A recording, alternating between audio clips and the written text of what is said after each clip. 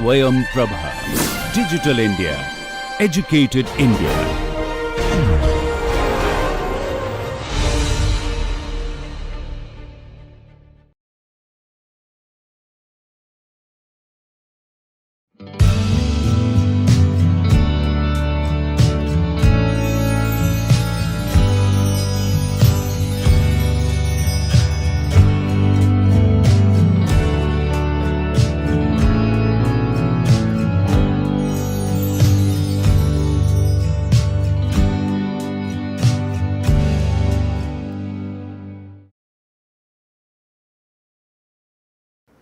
Hello everyone, today I am going to deliver a lecture on measurement and prediction of welding induced distortion.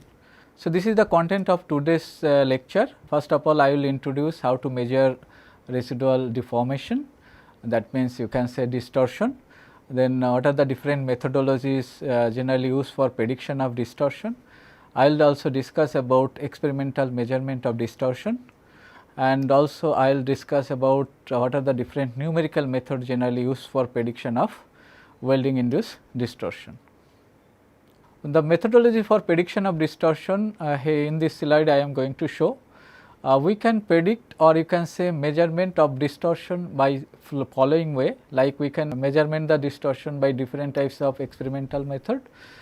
We can predict the distortion by some analytical method. We can also predict the distortion by some numerical method also. So, in numerical method generally what are the different types of procedure generally we used to follow, that I am going to show here.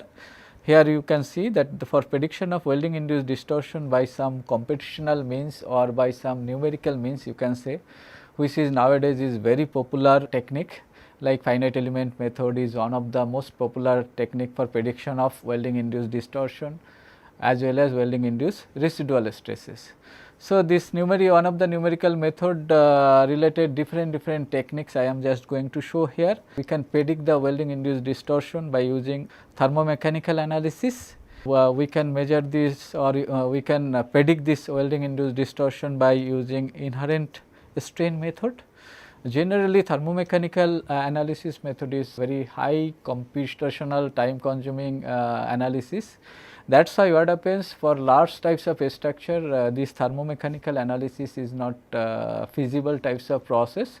That is why to predict the welding induced distortion for very big structure, or you can say very large structure like a block of a ship hull structure, very big building structures.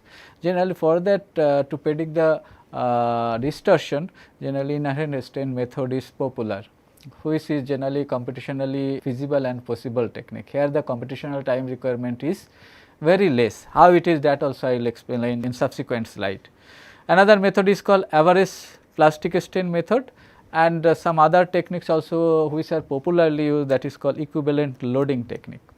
Now, whatever the techniques name and procedure I am showing here, once you go through the literature about these different techniques related thing in details, you can find over there. Because in these lectures once I will go for discussing each and every techniques in details, then what happens, each and every technique will take one lecture. That is why briefly I will introduce about all these techniques here, but details you can get, more details you can get from published literature. So, these are the different types of experimental measurement method. Like what happens, there are different types of measurement method we can use to predict the what you can say measurement of distortion. Like we can use measuring tape to measure the welding induced distortion. Actually in welding induced distortion, it is generally either some shortening of length, or you can say shortening of width is taken place, as well as some angular type of deformation is taken place. So, these types of angular deformation as well as this shortening of this width and length we can measure by some measuring tape. Then we can measure by using some straight edge set, or we can say we can use by we can measure it by using some ruler.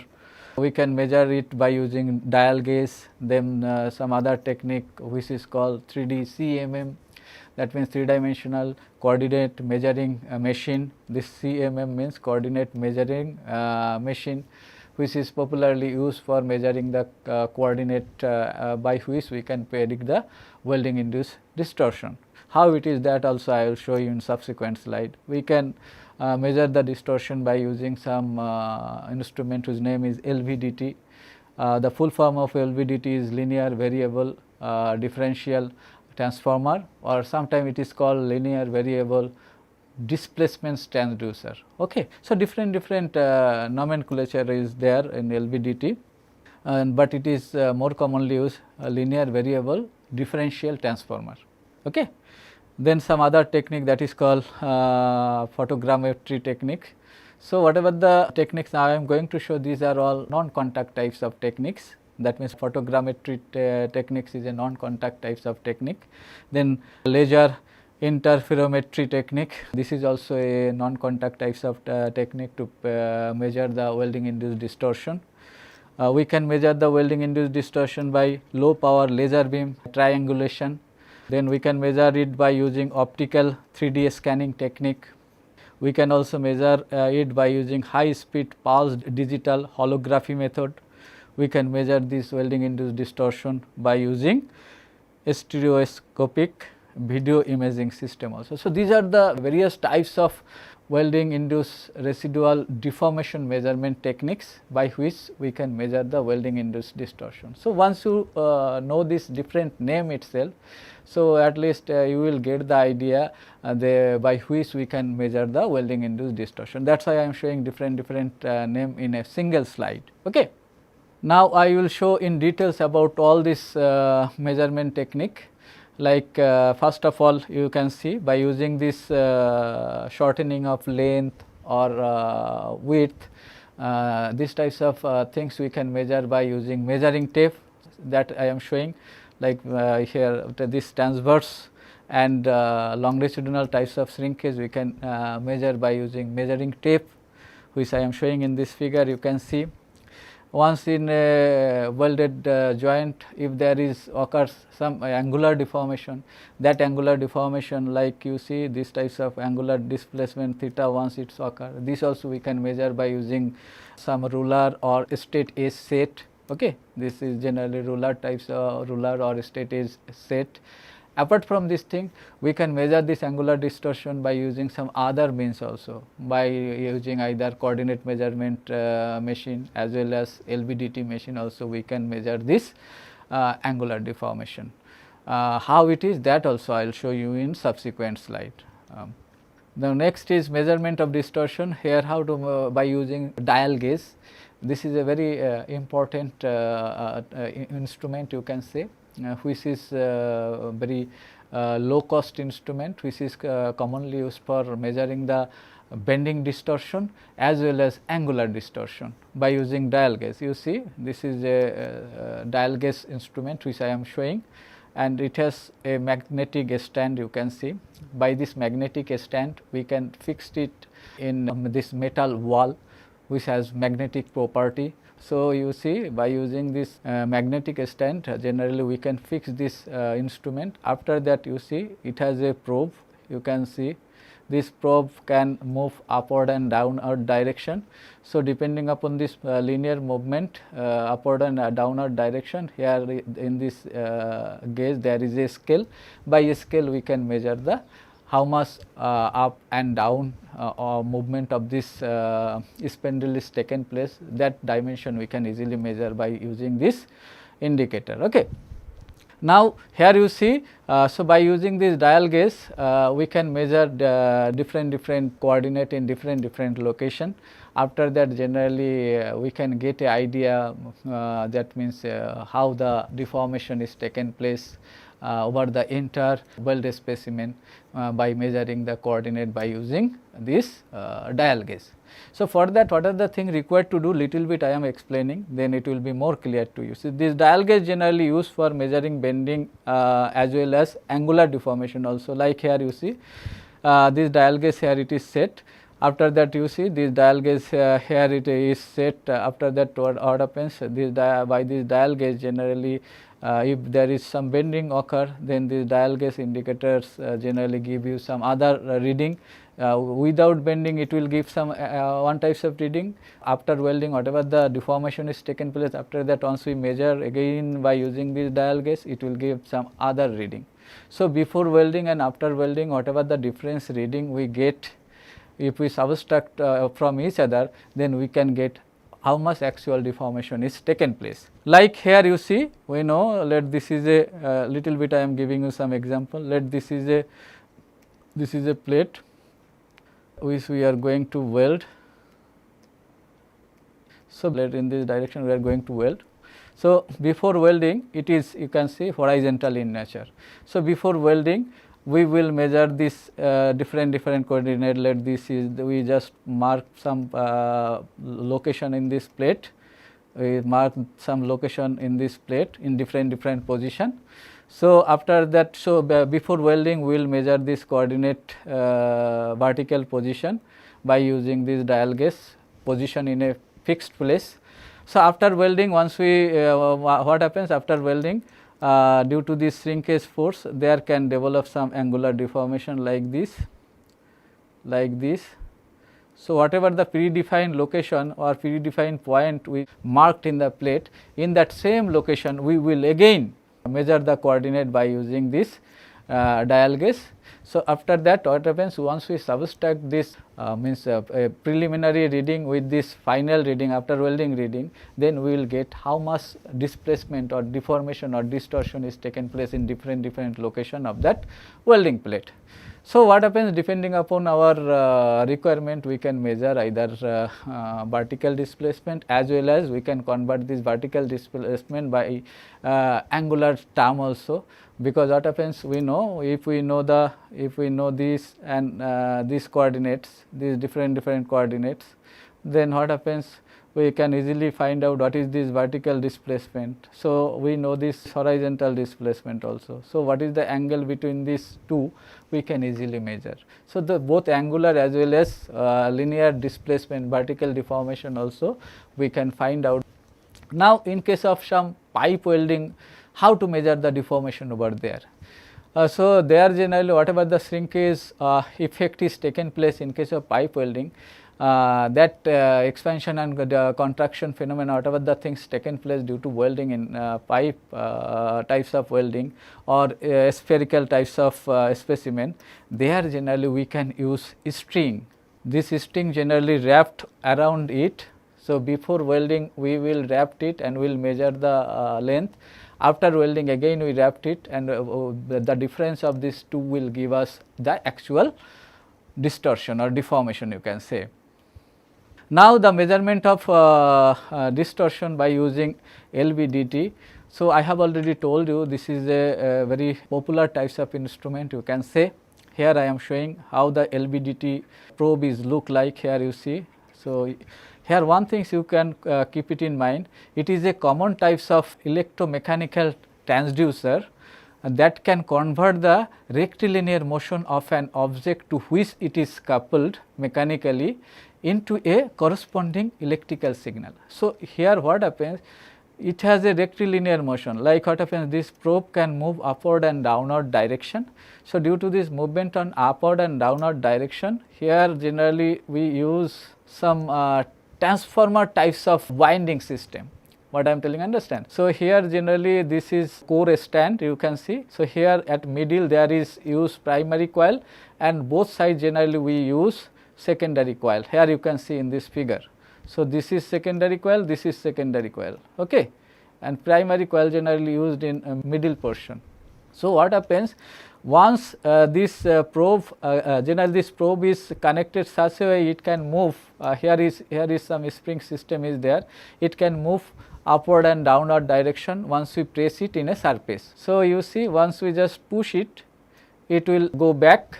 Then what happens, once we again just release our pressure from there, it will return back to its original length.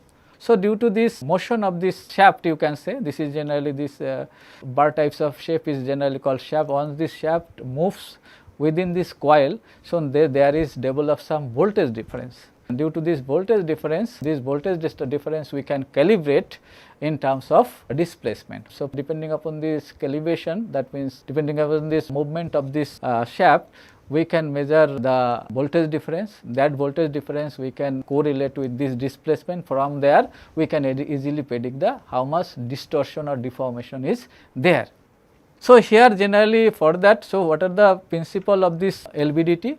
The principle of this LVDT is similar to principle of a transformer. This you should keep it in mind. So, you see here also use primary winding, secondary winding. Through this generally once this shaft move, then there is occurs some electromagnetic flux difference. That flux difference creates some voltage difference. That voltage difference generally we record by using some instrument. Here you see this is generally called recording device, which display the displacement because there is a relationship with voltage difference and what it is called linear displacement, by which we can easily measure the deformation in different location. Here you see, so this is called LVDT instrument. So, what is the process here happen? Here generally rectilinear motion is converted to some electrical signal. That means rectilinear motion converted to some voltage changes. That voltage changes we calibrate in terms of displacement. Okay, this you should keep it in mind. So, this is generally popularly used to measure welding induced distortion, especially for out of plane deformation. Out of plane means angular types of displacement, which is not within the plane. It once the shape changes taken place, due to this shape changes, how the shape is occur, final shape is occur, that shape you can easily predict or measure by using this instrument. Now, we will discuss another types of what it is called distortion measurement technique. This is also a contact types of technique, because here the probe and the workpiece should contact each other, then only it will give a response of coordinate, what I am telling you. So, this LVDT, then this 3D coordinate measurement measuring machine, these are all contact types of distortion measurement technique. So, here there is a direct contact with probe as well as workpiece, then only we can measure the coordinate. So, this is also more or less similar to this LVDT instrument. Here is also used a shaft with a probe. This probe especially used which is spherical in shape, and it is generally made up from ruby types of material. Okay, ruby material. So, that is why here I have written here this probe generally it has a size is around 2 millimeter spherical types of ruby stylus. So, here also at the tip this types of ruby stylus is there, and it has also a similar types of principle, which is more or less like LVDT principle. Here is also one rectilinear motion converted to some electrical signal. From this electrical signal also we can measure the coordinate at different location, and by measuring this coordinate before welding and after welding, and if we difference this before welding with after welding data, we can get actual deformation taken place in the welded structure. Now, some other techniques which I am going to show now, which are generally all non-contact types of distortion measurement technique, like distortion measurement by using photogrammetry technique. This photogrammetry technique is a very popular technique. It is especially used for very large structural deformation prediction or distortion prediction. This photogrammetry, generally this word came from the Greek words, like here the Greek word photo related to light, gram related to relates to right, or you can say sketch, that means gram relates to the right or sketch, and metros generally means measure. So, these three terms generally combine together and make this word photogrammetry. Okay. So, by using this photogrammetry, we can measure the three-dimensional you can say deformation geometry of a very large structure. Okay. Because this thus photogrammetry is a process of making some measurement using here some photograph. Okay. Where a photograph can be referred to as a sketch which is made up of light, and it can also be used to produce, here it is written, map or 3D model of real life object. So, by using this photograph of the object, we can predict the what it is called real life 3D shape of that object. what I am telling. So, before welding and after welding, once we measure this, so we can get the difference will give us the actual deformation shape of that structure. Here that things I have written. The dimensions of large structure, as I have written, a structure can be measured through the use of multiple digital photograph of the structure. So, first of all we have to take different photograph of that structure. After that, this photograph generally we process by using some widely applicable what it is called tool, you can say, or you can say widely applicable software tool, which is generally used to find out the coordinate from that photograph itself. Like one of the very popular software which is used to extract the coordinate from the geometry or from the photograph is generally this photo modeler. This photo modeler software is a very popular software by which from the photograph itself we can extract the different coordinate. What I am telling this our required coordinates. So, by which generally before welding and after welding coordinate also we can extract from this photograph by using this software. So, from where we can easily predict what is the distortion taken place due to welding, because before welding we are measuring the coordinates and after welding also we are measuring the coordinates. So, once we just subtract these two, then we will get actual distortion or you can say deformation taken place in that structure. Okay. So, this for photogrammetry is a very popular technique mainly used for sheaf structural displacement or deformation measurement. Now, some other non-contact technique where like measurement by laser interferometry technique. Here this laser interferometry technique generally is developed in the Institute of Technology, Massachusetts. Okay. This laser interferometry measurement involve the use of both constructive and destructive interference among waves of light emitted from a single source. So, here generally what happens, whatever the interference phenomena taken place during the light emitted from laser to a object. So, once it emitted and fall into the object, then what happens from there, whatever the destructive and non-destructive types of interference phenomena taken place, by using this phenomena itself we can find out the coordinate change over there. So, by which we can easily measure the what is called deformation shape of that final structure. So, in this process here you can see this interferometry is such a technique. This technique generally should carry by following some precautions. What are those precautions? Because here always you should keep it in mind, here whatever the ambient light at which we should do this experiment, that ambient light levels should be low here, and there should minimal air convection current. What I am telling, that means flow of air over that region should be very minimal. What I am telling, understand? As well as this specimen should be vibration free. This also you should keep it in mind. That means vibration free specimen is required for both the specimen as well as interferometer. Then what happens, we can measure the reading more accurately. Now, another technique here I am going to show. So, I am just briefing about the different measuring techniques. So, I am not going in details of all the things, you just keep it in mind about its principle, then rest of the things you will easily be able to find out from published literature. This you should keep it in mind. So, here I am showing another distortion measurement technique, that is called generally measurement by low power laser beam triangulation method. Now, you know this triangulation method is a very popular technique which is generally used to measure the distance over a surface region. That means at different point distance over a surface region. That is very popular terms, and what happens, this is especially used for measuring the distance at different location. So, this measurement of low power laser beam triangulation, this method generally have the capability of measuring a vertical change.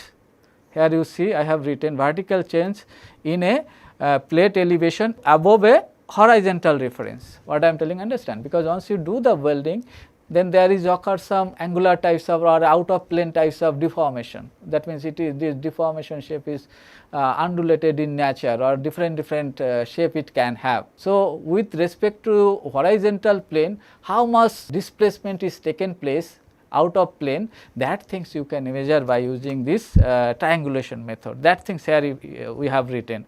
So, it can measure a vertical change in plate elevation about horizontal reference plane by sensing a change in an established angular relationship among the system component. So, once there is some varying geometry with respect to horizontal plane, then what happens?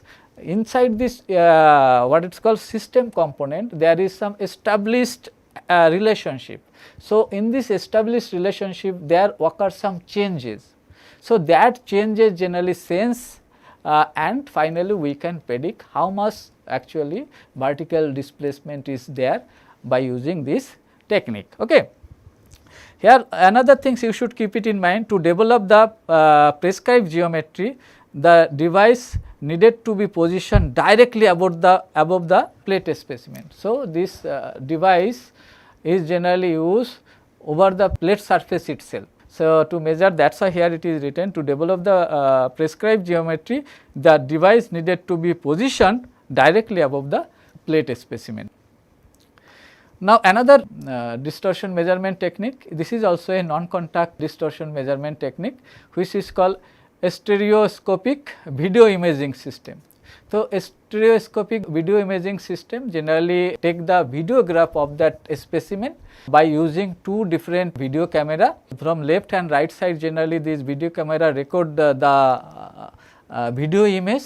This video image generally display in a generally single display surface. Okay. That is why here I have written this video image, generally the stereoscopic display system consists a single display surface, one which generally this left and right image are displayed. So, whatever the display we are getting from these two different camera, that is displayed in a single display system. So, from this single display system we can easily extract the coordinates by which we can easily predict the welding induced distortion.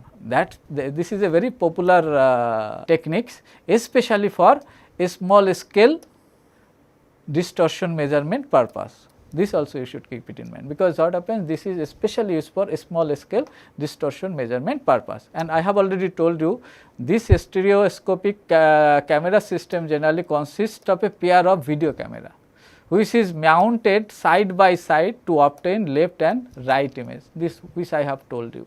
Okay.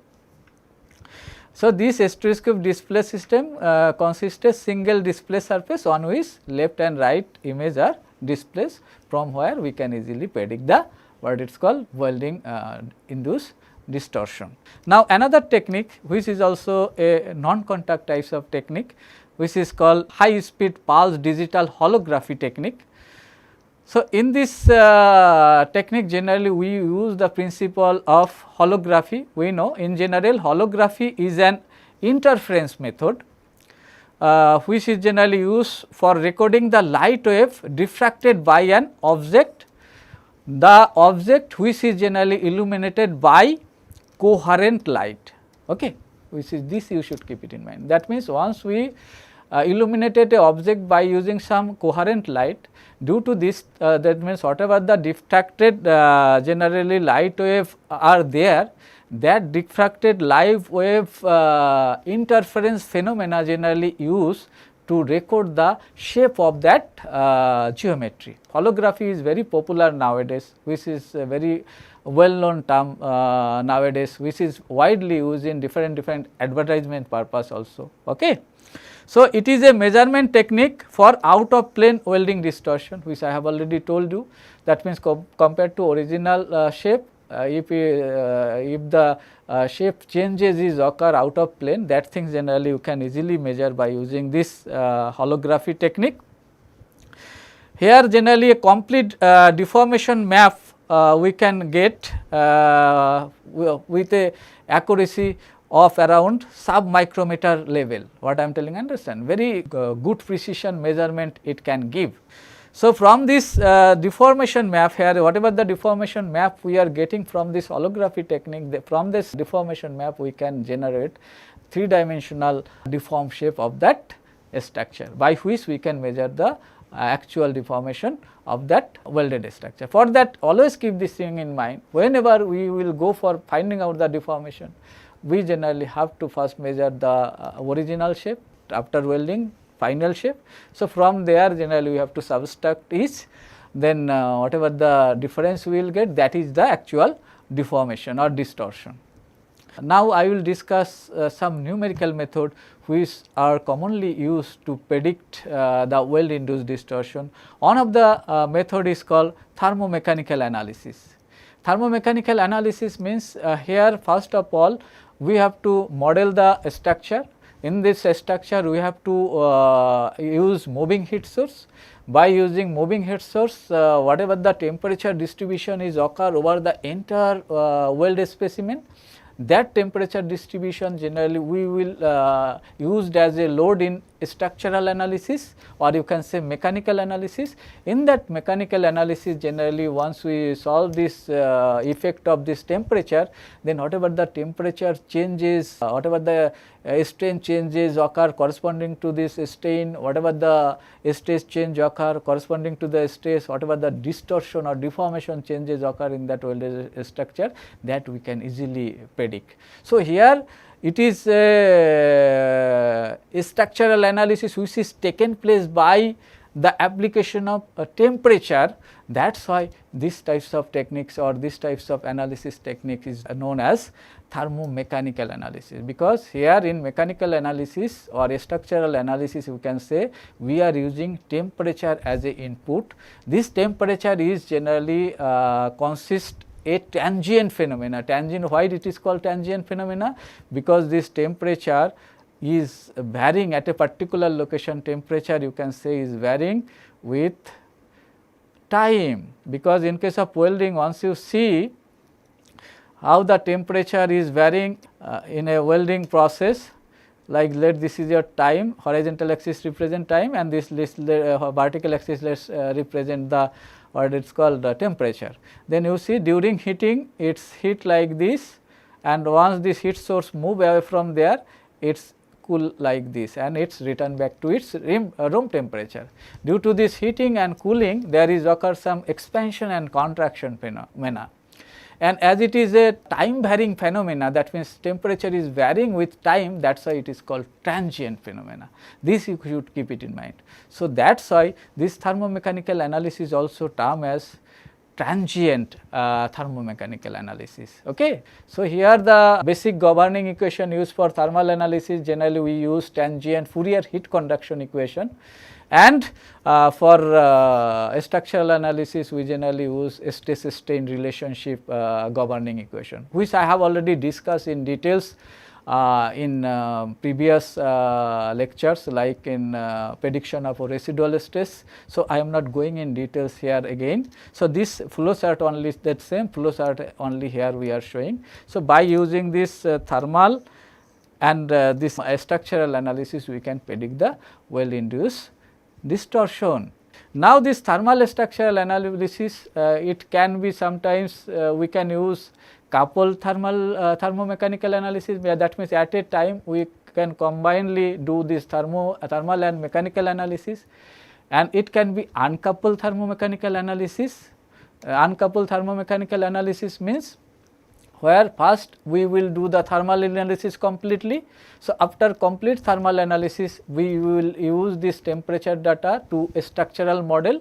So, where generally there we will do mechanical or structural analysis. So, two different analysis we are doing separately, that means there is no couple types of phenomena here. This is called uncoupled transient thermomechanical analysis. Okay. Now, another way also we can do this analysis, that is called sequential types of coupling analysis. Sequential types of coupling analysis means like first you know in case of welding, generally welding heat source is a moving heat source. So, with time the heat source is moving gradually with this weld length. So, every small step of portion we can do thermal analysis. That thermal data we can use, that small thermal analysis data we can use to a structural model where we can do the structural analysis. After that again we will do another portion thermal analysis, like this is one portion, second portion, third portion, fourth portion, fifth portion. So, a small portion thermal analysis, side by side a structural analysis. So, sequentially thermal structural. So, a small portion thermal analysis, that part we will do for a structural analysis. Again thermal analysis, that part we will use as a thermal load as a structural model. So, there again we will do the structural analysis, and finally this way we can complete the whole analysis. This is called sequential types of coupling analysis. So, sequentially we are doing the analysis. So, there are different types of way we can do this analysis, that I am just showing. So, what are the different way? So, different way, one is called coupled thermomechanical analysis, another one is called uncoupled thermomechanical analysis, third one is called sequential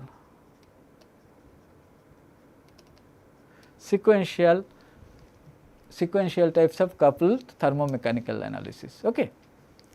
This you just keep it in mind. These details I have already discussed in previous lecture. From there you can got the idea about these things.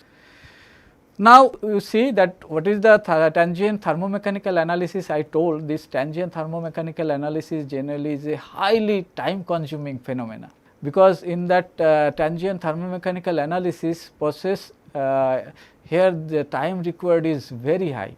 You can't imagine, for solving a thermal as well as a structural model of a dimension of 300 by 300 millimeter size, you can't imagine the time required is around 4 to 5 hours. What I am telling, understand? Now, if the dimension of a structure is 10 meter, 5 meter length, okay.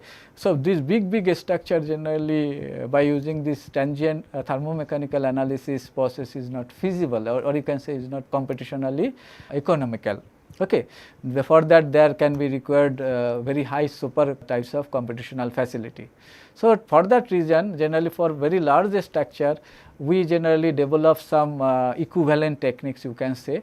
By using these equivalent techniques we can predict the overall distortion of a very large structure whose dimension can be 10 meter, 15 meter, like this, like in a ship hull structure, like ship deck structure, ship side hull structure, then bottom deck structure. So, different structures where generally welding is a very major phenomena for joining the stiffener over the plate. So, that is why what happens there, to predict the distortion is very much essential. So, for predicting that distortion, this tangent thermomechanical analysis is not feasible. That is why some equivalent techniques we use. So, one of the technique is called finite element inherent strain method. So, finite element inherent strain method. What is inherent strain? Inherent strain generally you can say are the residual plastic strain which generally are caused in welding due to complex means heating and cooling cycle. So, due to this nonlinear heating and cooling phenomena, whatever the plastic strain develop in the weldment zone, that is generally called inherent strain. So, this inherent strain generally exists in the weld and in its near vicinity. So, it is generally closer to the weld and its near vicinity, where generally the temperature goes some large thermal cycle. Large thermal cycle, that means it is closer to welding zone only. Okay. These strain are considered as a source which cause distortion. So, here this inherent strain method is a very popular method which we can use in finite element method for welding distortion prediction, which is generally computationally feasible and very efficient method. Now, here I am just going to show you the concept of inherent strain. We know in case of a welding, or you can say heating and cooling phenomena. During heating phenomena, the total strain in case of welding we can represent by combination of this is the total strain. So, total strain we can represent as elastic strain, that means epsilon E is elastic strain, epsilon P is plastic strain, and epsilon TH is thermal strain. The other different strain component are there, but these are the major strain component. That is why here I am showing this thing like swelling and other things, hardening, a lot of other component are there that I am not considering here. So, these are the major components. So, total strain we can represent like that, elastic, plastic plus thermal strain. So, this thermal strain generally once the temperature return back to its original room temperature, at that time generally this thermal strain converted to elastic and plastic strain, or you can say we can say like this, since the thermal strain disappear when the temperature return to room temperature after the thermal cycle. So, the total strain we can represent in terms of elastic strain plus plastic strain. So, that these things here I have shown. So, total strain we can represent it as elastic plus plastic strain. Now, whatever the plastic strain we are getting, this plastic strain we can write as total minus elastic strain, that I am showing. So, this plastic strain which is called inherent strain, this inherent strain we can write as total strain, because this from here itself we can write plastic strain is equal to total minus elastic strain. Now, I have already discussed that this elastic strain is responsible for what? Elastic strain is responsible for residual stress. So, that things only here I have written. So, this elastic strain is responsible for residual strain, and this total strain is responsible for residual deformation or distortion. This you should keep it in mind. So, what you can say, this inherent strain is responsible for both residual distortion as well as residual stress. Now, I will show you how to predict this inherent strain, because this is a very popular technique by which we can predict the what it is called welding distortion for very large types of structure. That is why here I am giving basic concept of these techniques. Rest of the techniques I will not go in details, because the rest of the techniques you can easily be able to find out from published literature. So, here I am just showing this one techniques calculation in details. So, this inherent strain generally once we do the welding, correct, once we do the welding. So, in case of let us here we are doing the welding. So, due to this welding,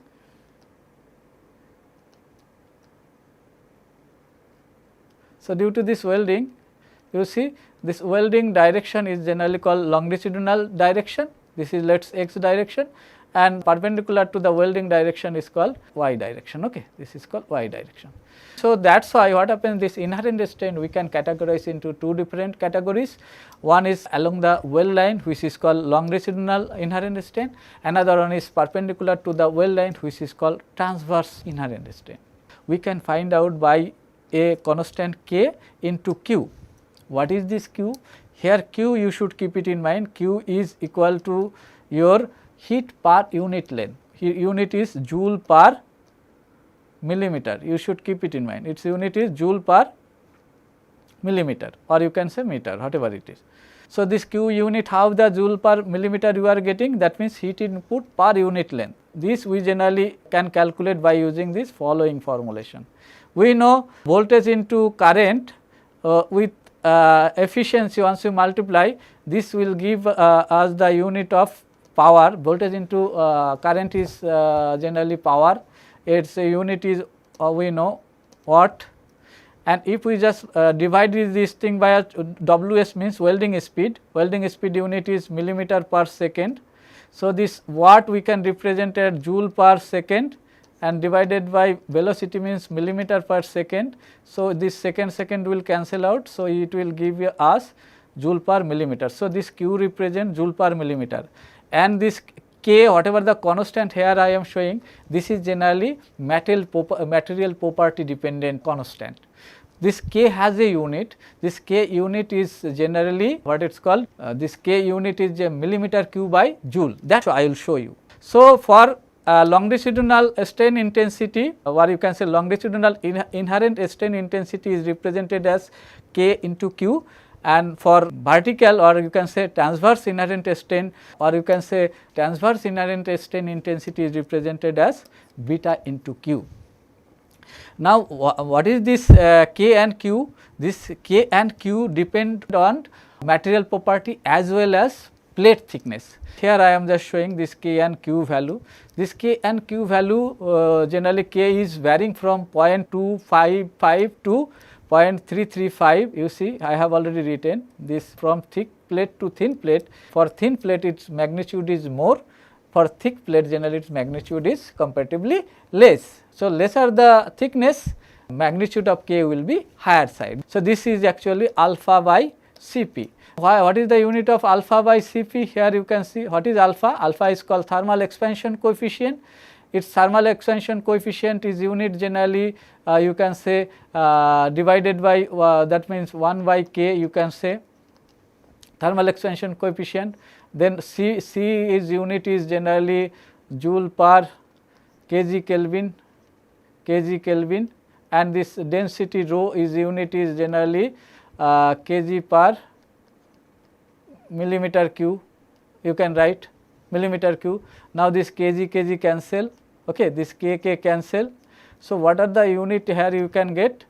Millimeter cube by joule. So, alpha by this alpha by Cp is unit you are getting millimeter cube by joule. But in previous slide you have seen we have find out the Q unit. So, this K into Q, if you just multiply, what are the things you are getting? Millimeter cube by joule and joule by millimeter. So, you see, so this KQ have a unit which is actually you can say meter square. This is actually you can say this whatever the things I have shown you, this unit actually this Vx unit should be, this Vx unit should be area square. So, here the total volume of inherent strain in longitudinal and transverse direction generally can be related to the rate of heat input Q as below. Okay. Here I am showing. So, the total volume of inherent strain in x direction is represented as Vx is equal to K into Q and Vy equal to beta into Q. Okay. Now, this K and beta, this unit of this Vx and Vy, always keep this thing in mind, its unit is generally we will get as meter square. How the meter square you are getting, that I will show, because you can see this Q has a unit of joule per millimeter and this beta have a unit whose unit is generally here you can see meter cube by joule. And now we will just divide this strain intensity with a area, cross sectional area, with a cross sectional area. This cross sectional area we should consider that area which is near the welding region area. So, whatever the area we will consider for finding out this longitudinal strain, that area here I am showing. Let this is the area, this black color represent the area which I am considering for finding out the longitudinal as well as transverse residual strain. So, whatever the area I will consider to find out the longitudinal and transverse residual strain, the same area we should consider for what? Once we go for applying this inherent strain as a initial strain in the plate to calculate the welding distortion, there also we choose this same area. For your convenient, here you can consider the areas which are equal to the fusion zone plus heat affected zones area.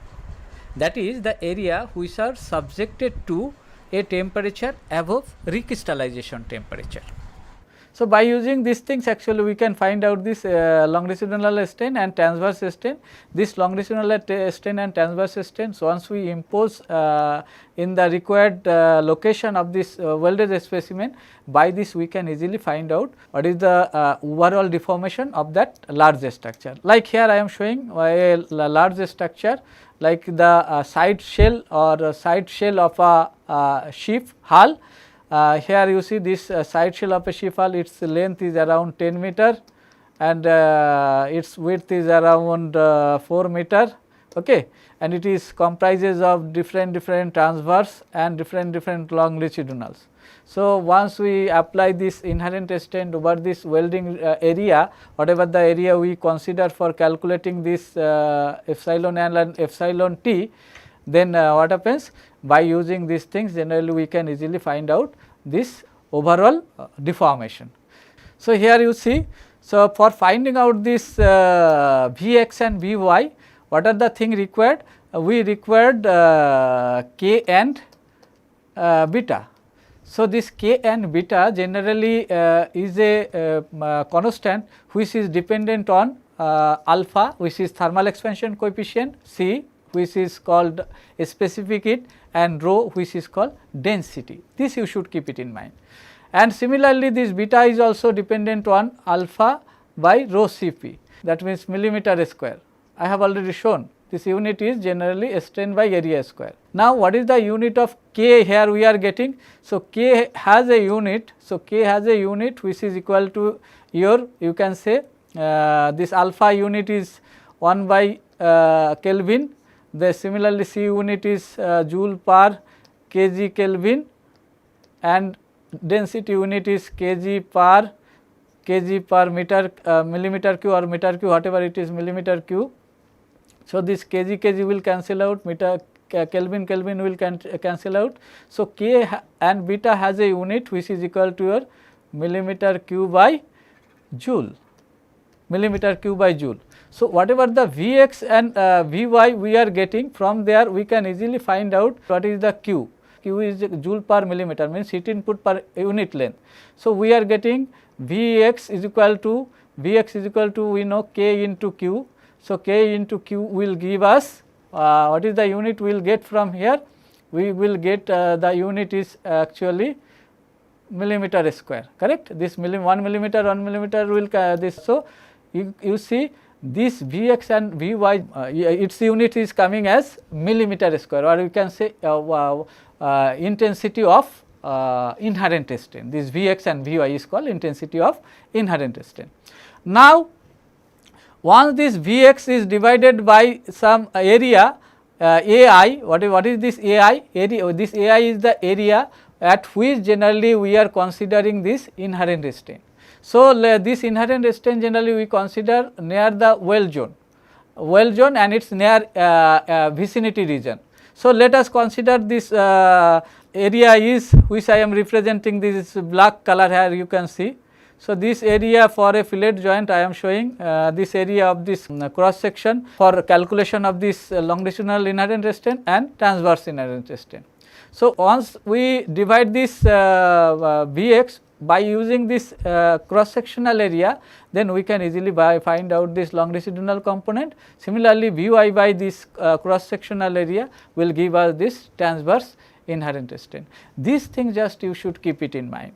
So, what are the things required to keep it in mind? That means, this whatever the area you should consider for finding out this epsilon L and epsilon T, in this area itself we should have to impose this inherent strain for actual calculation.